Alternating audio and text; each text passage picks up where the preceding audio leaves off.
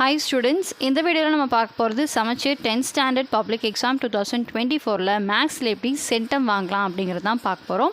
So உங்கள் எல்லாருக்குமே தெரியும் சென்டம் வாங்கணும்னா நீங்கள் எல்லா சாப்டர்ஸுமே தரவாக பார்க்கணும் அப்படிங்கிறது தெரியும். பட் சென்டம் வந்து 1 மார்க் 2 மார்க்கில் நிறைய ஸ்டூடெண்ட்ஸ்க்கு மிஸ் ஆகும். ஸோ எந்த ஏரியாஸ்லாம் நீங்கள் ஃபோக்கஸ் பண்ணணும், உங்களுடைய ப்ரிப்பரேஷனை நீங்கள் எப்படி பண்ணால் உங்களால் சென்டம் வாங்க முடியும் அப்படிங்கிறத தான் இந்த வீடியோவில் நான் உங்களுக்கு ஷேர் பண்ண போகிறேன். ஸோ நம்ம என்ன டிப்ஸ் ஃபாலோ பண்ணுங்கிறத நாம் பார்க்கலாம். உங்களுக்கு 1 மார்க்ஸு பார்ட் 1ல் கேட்குறாங்க ஸ்டூடெண்ட்ஸ், மொத்தமாக 14 1 மார்க்ஸ் கேட்குறாங்க. ஸோ இந்த 14 1 மார்க்ஸை நீங்கள் ஈஸியாக உங்களுடைய புக் பேக் 1 மார்க்ஸை படிக்கிறது மூலியமாகவே ஸ்கோர் பண்ண முடியும். பட் சென்டம்மை உங்களுக்கு குறி வச்சு அது 1-2 1 மார்க்ஸ் வந்து உங்களுக்கு உள்ளே கேட்கலாம், க்ரியேட்டிவாக கேட்கலாம். ஸோ அதெல்லாம் நீங்கள் எப்படி ஃபோக்கஸ் பண்ணணும் அப்படின்னா, முதல்ல எல்லா சாப்டருக்கும் புக் பேக் 1 மார்க்ஸை தரவு பண்ணிடுங்க. மல்டிபிள் சாய்ஸ் கொஷினாக தான் இருக்கும். ஸோ சென்டம் எய்ம் பண்ணுற ஸ்டூடெண்ட்ஸ் வந்து நீங்கள் ஜஸ்ட் அந்த ஆன்சரை மட்டும் மக்கப் பண்ணக்கூடாது. அந்த ஆன்சர் எப்படி வந்துச்சுங்கிறத ஒர்க் அவுட் பண்ணி பாருங்கள். பிகாஸ் சின்ன மைன்யூட் சேஞ்ச் வந்து அந்த கொஷினில் இருக்கும். ஸோ சென்டம் எய்ம் பண்ணுறீங்க அப்படின்னா நீங்கள் ஜஸ்ட் இந்த கொஷின் வந்தால் இந்த ஆன்சர் தான் வரும்னு நீங்கள் ரேண்டமாக மார்க் பண்ணிட்டீங்க அப்படின்னா அது எல்லா நேரமும் சரியாக இருக்காது. பிகாஸ் நமக்கே தெரியாமல் ஒரு சேஞ்ச் அந்த கொஷினில் இருக்கும். மேபி மீட்டர் அப்படின்னு நீங்கள் பார்த்து பழகிருப்பீங்க, அந்த கொஷின் வந்து சென்டிமீட்டர்னு கொடுத்துருப்பாங்க. ஸோ இப்போ சென்டிமீட்டரில் கொடுத்துருக்காங்கன்னா அதோட ஆன்சர் ஆப்வியஸாக சென்டிமீட்டரில் இருக்க மெஷர்மெண்ட்டை தான் நீங்கள் சூஸ் பண்ணணும். நீங்கள் பழக்க தோஷத்துலேயே மீட்டர்னு சூஸ் பண்ணிடுவீங்க. ஸோ அந்த மாதிரி அவாய்ட் பண்ணுறதுக்கு நீங்கள் இதை வந்து ப்ராக்டிஸ் பண்ணிக்கோங்க. பிகாஸ் உங்களுக்கு அந்த ப்ராக்டிஸ் பண்ணாதான் ஆன்சர் கரெக்டாக வருதுங்கிறது கரெக்டாக உங்களால் சொல்ல முடியும். ஸோ மல்டிபிள் சாய்ஸ் கொஷினை ஜஸ்ட் மெமரைஸ் பண்ணாமல் அந்த கொஷினை சால்வ் பண்ணி அதுக்கான ஆன்சர் என்னங்கிறத கண்டுபிடிச்சி அதுக்கப்புறம் இந்த 4 ஆப்ஷனில் சரியான ஆன்சரை எழுதுறத ஒரு ப்ராக்டிஸாக வச்சுக்கோங்க. அது இப்போலேருந்தே பண்ணுங்கள்.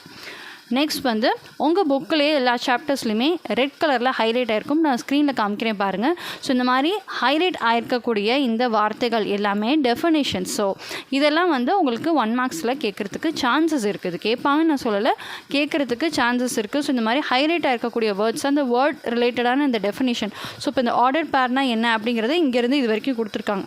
ஸோ இதுக்கெல்லாம் நீங்கள் இம்பார்ட்டன்ஸ் கொடுத்து பார்த்துக்கிட்டிங்கன்னா இது உங்களுக்கு இன்டீரியர் 1 வேர்ட்ஸாக கேட்டாங்கன்னா you can answer. Next definitions and box. So பாக்ஸஸில் நிறைய இம்பார்ட்டன்ட் டெஃபினிஷன்ஸை உங்களுக்கு தனியாகவே கொடுத்துருப்பாங்க. ஸோ இந்த ஹைலைட் பண்ண வேர்ட்ஸ் போக இந்த மாதிரி பாக்ஸஸ்லேயுமே டெஃபினிஷன்ஸ் இருக்கும். ஸோ இதுக்கெல்லாம் கொஞ்சம் இம்பார்ட்டன்ஸ் கொடுத்து பாருங்கள். நீங்கள் இதை மெமரைஸ் பண்ணணும்னு அவசியம் இல்லை. பிகாஸ் இது வந்து மல்டிபிள் சாய்ஸ் கொஷின், 4 ஆப்ஷன் கொடுத்து ஒன்று ஆன்சர் நீங்கள் சூஸ் பண்ண போகணும். ஸோ அதனால் அது ஒரு இம்பார்ட்டன்ஸ் கொடுத்து நல்லா பொறுமையாக ரீட் பண்ணாலே உங்களுக்கு மைண்டில் ரெஜிஸ்டர் ஆகும். அண்டர்ஸ்டாண்ட் பண்ணி அதை ரீட் பண்ணுங்கள், அதுதான் important. Next note, do you know, progress check, இந்த மாதிரி தனித்தனி டேபிள் இருக்கும்.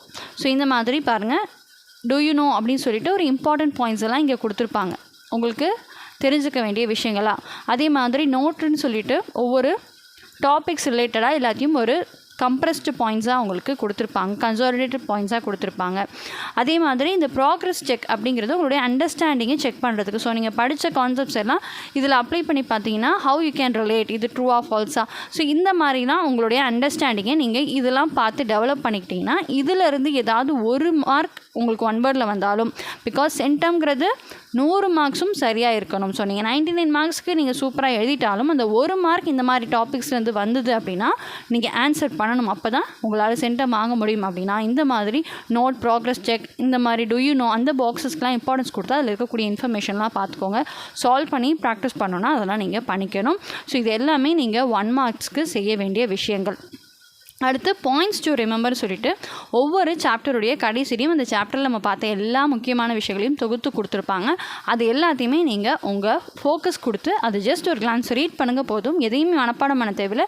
பிகாஸ் ஆல்ரெடி எல்லாத்தையும் நீங்கள் நல்லா ப்ரிப்பேர் பண்ணியிருப்பீங்க. இம்பார்ட்டண்டான விஷயங்களுக்கு நீங்கள் அகைன் இம்பார்ட்டன்ஸ் கொடுத்து பார்க்குறீங்க, அவ்வளோதான். ஸோ இந்த 5 பாயிண்ட்ஸும் உங்களுடைய 1 வேர்ட் ப்ரிப்பரேஷனில் நீங்கள் மைண்டில் வச்சுக்கணும். அது இப்போலேருந்தே பண்ண ப்ராக்டிஸ் பண்ணிக்கோங்க. அடுத்தடுத்து வரக்கூடிய ரிவிஷன்ஸ்லையுமே நீங்கள் இப்போ ஒவ்வொரு சாப்டராக நீங்கள் ரிவைஸ் பண்ணிகிட்டு இருக்கப்பவே நீங்கள் இதை இம்ப்ளிமெண்ட் பண்ணி உங்களுடைய ரொட்டீனாக நீங்கள் வச்சுக்கணும். அப்போ தான் உங்களுக்கு பப்ளிக்கு ஹெல்ப் பண்ணும். 1 மார்க்ஸ் நம்ம பார்த்தாச்சு ஸ்டூடெண்ட்ஸ். அடுத்து பார்ட் 2ல் உங்களுக்கு 10 2 மார்க்ஸ், அதாவது 20 மார்க்ஸ். பார்ட் 3ல் வந்து 10 5 மார்க்ஸ் 50 மார்க்ஸ்.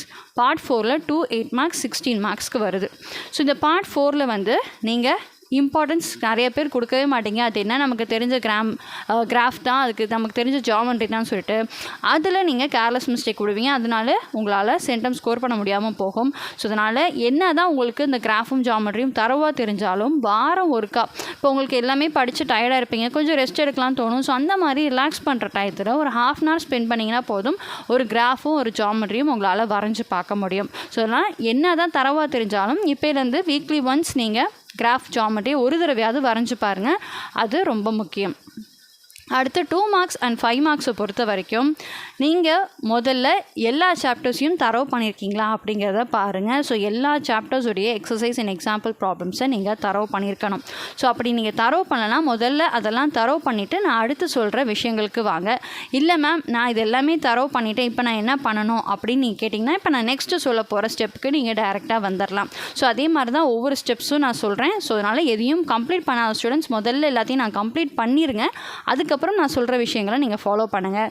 எல்லாத்தையும் கம்ப்ளீட் பண்ணியிருக்கீங்களா, நீங்கள் டேரெக்டாக ஸ்டெப் 2க்கு வந்துடலாம். அந்த ஸ்டெப் 2 என்ன அப்படின்னா உங்களுடைய சாப்டர் ஒவ்வொரு சாப்டர்லையுமே யூனிட் எக்ஸசைஸ் கொடுத்துருப்பாங்க. இந்த மாதிரி யூனிட் எக்ஸசைஸ்னு எல்லா சாப்டருக்குமே ப்ராப்ளம்ஸ் இருக்குது, அதோட ஆன்சர்ஸும் உங்கள் புக் பேக்லேயே கொடுத்துருக்காங்க. ஸோ அதெல்லாம் ஒர்க் அவுட் பண்ணி பார்த்து ஆன்சர்ஸை புக்கில் செக் பண்ணிக்கோங்க. எதுவும் உங்களுக்கு சம் தெரியல, இல்லை ஆன்சர் சரியாக இல்லைன்னா இமீடியட்டாக நீங்கள் உங்கள் டீச்சர்ஸ்ட்டை உங்கள் ஃப்ரெண்ட்ஸ்ட்டை கேட்டு அதை கிளாரிஃபை பண்ணிக்கலாம். ஸோ அதை நீங்கள் இப்போ ஒரு ப்ராக்டிஸாக வச்சுக்கோங்க. ஸோ எல்லாத்தையுமே நாங்கள் தரவு பண்ணிட்டோம் அப்படின்னா தாராளமாக நீங்கள் இப்போலேருந்து இந்த யூனிட் எக்ஸசைஸை ப்ராக்டிஸ் பண்ண ஸ்டார்ட் பண்ணிடலாம். ஸோ எல்லாத்தையும் கம்ப்ளீட் பண்ணதுக்கப்புறம் தான், இதையே கம்ப்ளீட் பண்ணாமல் ஸ்டெப் 2க்கு வந்துடாதீங்க. எல்லா சாப்டர்ஸையும் கம்ப்ளீட் பண்ணிவிட்டு அதுக்கப்புறம் நீங்கள் ஸ்டெப் 2க்கு வாங்க. ஒன்றும் அவசரம் இல்லை, மார்ச் மாதம் தான் உங்களுக்கு எக்ஸாம் இருக்குது, இன்னும் டைம் இருக்குது. ஸோ அதனால் ரிலாக்ஸாக நீங்கள் ஒவ்வொன்றா கம்ப்ளீட் பண்ணிட்டு வரணும். ஸோ ஸ்டெப் 1 பார்த்தாச்சு, ஸ்டெப் 2 பார்த்தாச்சு.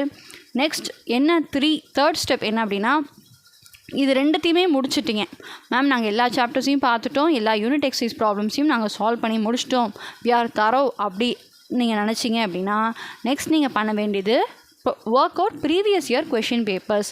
ஸோ முன்னாடி இருக்கக்கூடிய கொஷின் பேப்பர், அதாவது 2023 public exam question paper, 2022 public exam question paper and full portion, அதாவது ரிவிஷன் கொஷின் பேப்பரோ ஹாஃப் இயர்லி எல்லாமே உங்களுடைய ஃபுல் போர்ஷனுக்கே எழுதின எக்ஸாம்ஸ் தான். ஸோ ஃபுல் போர்ஷனுக்கு எழுதப்பட்ட உங்களுடைய இந்த அகாடமிக் இயர் கொஷின் பேப்பராக இருந்தாலும் சரி, ப்ரீவியஸ் இயர் கொஷின் பேப்பராக இருந்தாலும் சரி, அதெல்லாம் நீங்கள் சால்வ் பண்ணி பாருங்கள், சாய்ஸ் விடாமல். ஸோ நீங்கள் ப்ராக்டிஸ் தான் பண்ணுறீங்க, எவ்வளோக்கு எவ்வளோ ப்ராக்டிஸ் பண்ணுறோமோ அவ்வளோக்கு எவ்வளோ நமக்கு மேக்ஸ் ப்ரிப்பரேஷன் ஸ்ட்ராங் ஆகும். அதுதான் மேக்ஸில் இருக்கக்கூடிய பெரிய ப்ளஸ்.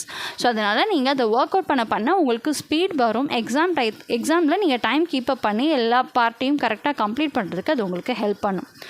ஸோ இதுதான் உங்களுக்கான ஸ்டெப்ஸ் ஸ்டூடெண்ட்ஸ். ஸோ பார்ட் 1க்கு நான் என்ன சொன்னேனோ அதை ஃபாலோ பண்ணுங்கள். பார்ட் 4க்கு நான் என்ன இன்ஸ்ட்ரக்ஷன்ஸ் கொடுத்தேனோ அதை நீங்கள் ஃபாலோ பண்ணுங்கள். அண்ட் 2 marks and 5 marksக்கு நான் சொன்ன மாதிரி இந்த 3 ஸ்டெப்ஸை நீங்கள் ஸ்டெப் பை ஸ்டெப்பாக ஃபாலோ பண்ணணும். ஸோ ஃபர்ஸ்ட் ஸ்டெப்பை முடிச்சிட்டிங்கன்னா செகண்ட் ஸ்டெப்புக்கு வாங்க, ஃபர்ஸ்ட் 2 ஸ்டெப்ஸையும் முடிச்சிட்டிங்க அப்படின்னா நீங்கள் தேர்ட் ஸ்டெப்ஸ்க்கு வாங்க. ஸோ இது எதையுமே நீங்கள் ஸ்கிப் பண்ணிடாதீங்க, நான் சொன்ன ஆர்டர்லேயே வாங்க. All chapters and 5 marks 2 marks தரோ பண்ணிட்டீங்க, வி ஆர் தரோ அப்படின்னா அடுத்து யூனிட் எக்ஸசைஸ்க்கு வாங்க.